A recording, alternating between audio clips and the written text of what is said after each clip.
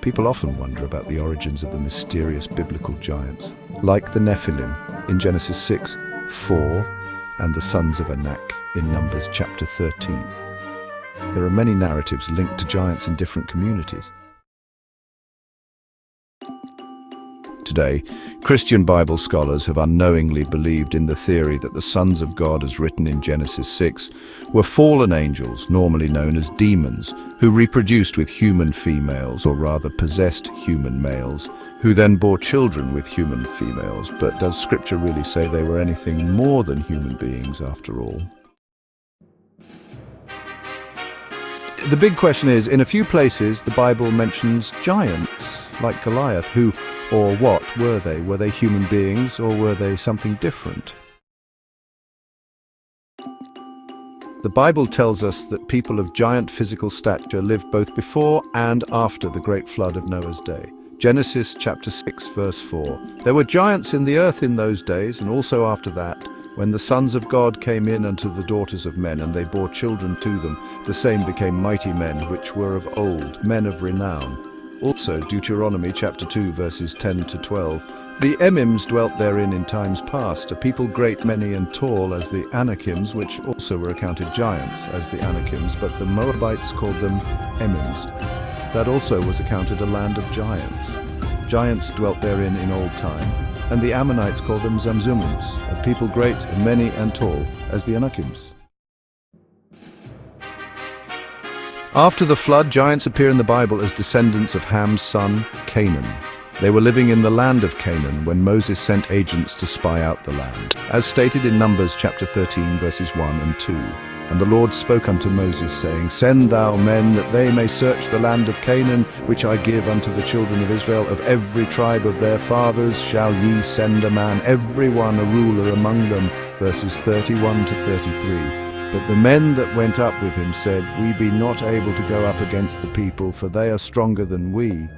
And they brought up an evil report of the land which they had searched unto the children of Israel, saying, The land through which we have gone to search it is a land that eateth up the inhabitants thereof, and all the people that we saw in it are men of a great stature.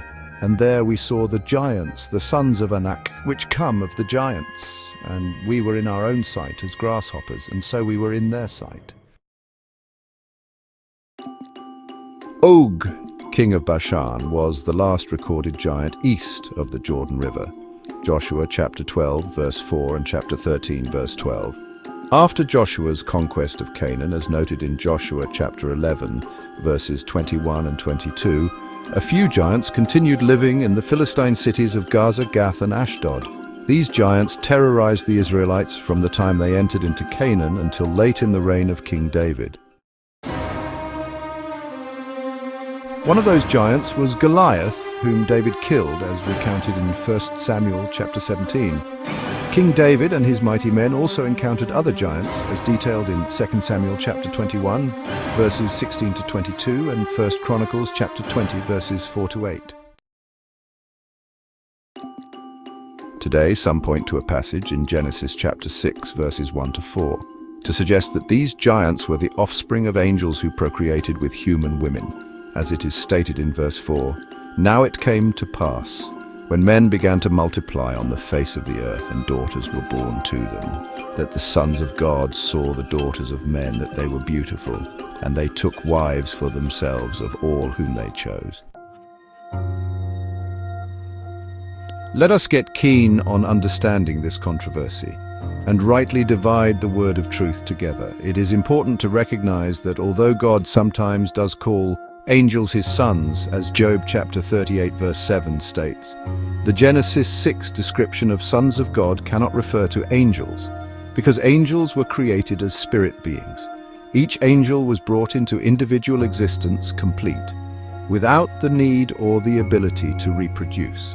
As spirit beings, angels cannot procreate with human beings.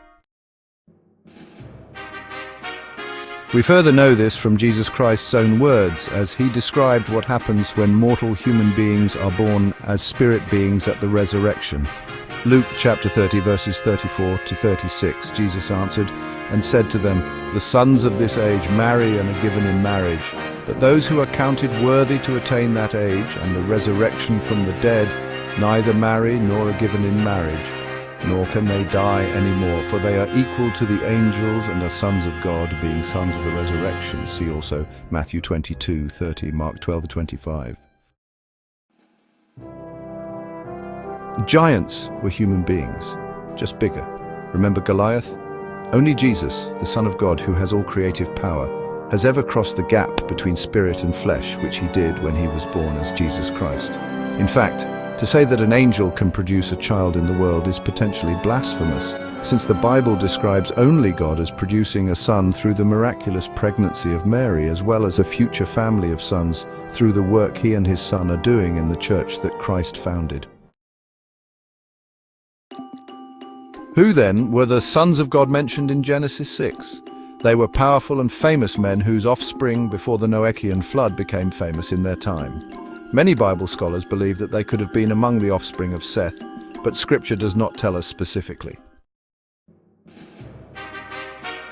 Another important detail we should notice is that Scripture does not say that the giants originated from the unions described in Genesis 6 verse 4. Rather, the giants already existed at that time. There were giants on the earth in those days, and also afterward, like Goliath, when the sons of God came into the daughters of men, and they bore children to them. The biblical record of this account sheds a light to the learner, thus unlearning the used but wrong narrative of today's Bible scholars that giants originated from angel procreating with human beings.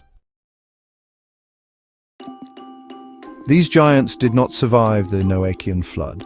The existence of other giants was noted after the flood, but they disappear from the biblical accounts after the time of King David.